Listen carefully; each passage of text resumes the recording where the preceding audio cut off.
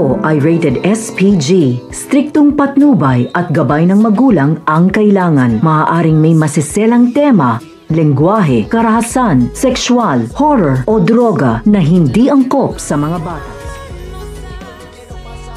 Itatago ni Moira at Zoe si Don Pepe, kasabay ng patuloy na pagtago nila ng kanilang sekreto. Dahil sa takot na isumbong na ni Don Pepe kay Robert na matagal na silang niloloko ni Moira at kakasuhan pa ng adultery at siguradong makukulong siya, ay nataranta ang demonyong babae at nahampas nito ng bote ang matanda, kaya nawalan ng malay at bumagsak, na magiging dahilan para malagay sa panganib ang buhay ni Don Pepe.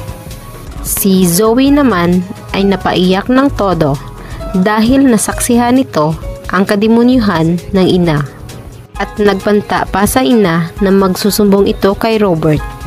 Ngunit natawa na lamang si Moira sapagkat kung gagawin niya iyon ay madadamay lamang siya, kaya wala itong nagawa kundi sundin na lamang si Moira na manahimik muna at nag-iisip ito ng paraan para malusutan ang nagawang krimen. At talagang tinutukso sila ng panahon dahil biglang tumawag si Annalyn sa kanyang lolo at nataranta ang mag-ina nang makitang si Annalyn pala ang tumatawag kay Don Pepe. Hindi alam ng mag-ina ang gagawin dahil oras na sagutin nila ay mabibisto sila na sila ang kasama ng matanda.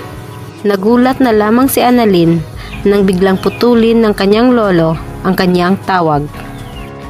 At napaisip ito dahil ito mismo ang nakiusap sa kanya na kung pwede ay mag-usap silang dalawa bago ito umalis papuntang Amerika.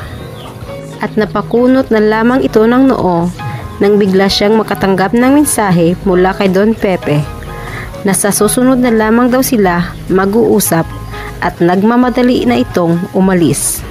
Nagtaka si Annalyn sa pabiglang desisyon ng kanyang lolo na umalis na lang basta-basta dahil ang sabi ng matanda ay importante ang kanilang pag-uusapan.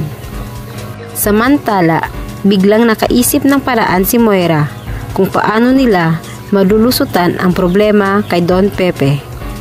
At dahil hawak nila ang cellphone ng matanda at nasa kay Zoe rin ang resulta ng DNA testing, ay magkukunwari na lamang na sila si Don Pepe at sabihing nakaalis na patungong Amerika. Ang nais ni Moira ay itago si Don Pepe at si Zoe na lamang ang gagamot sa matanda para sa ikabubuti nilang dalawa. Natatakot man ay walang nagawa si Zoe para hindi sumang-ayon sa gusto ng ina dahil tiyak na madadamay rin siya sa ginawang krimen ng ina.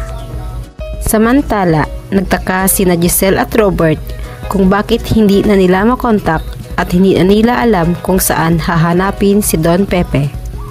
Nagsisi naman si Robert kung bakit niya tinikis ang kanyang ama at ngayon ay hindi niya alam kung paano niya ito muling makausap.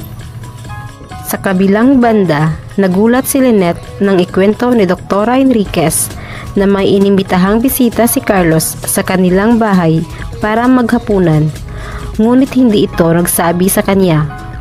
At naisip niya na marahil ay nagtatampo pa rin ito sa kanya dahil nag-aalangan siya sa gusto ni Carlos na magkaroon na sila ng sariling anak. Makikita pa kaya ni Giselle at Robert si Don Pepe na ngayon ay hawak ni Moira? Sabay-sabay lamang nating abangan dito lamang sa Abot Kamay na Pangarap.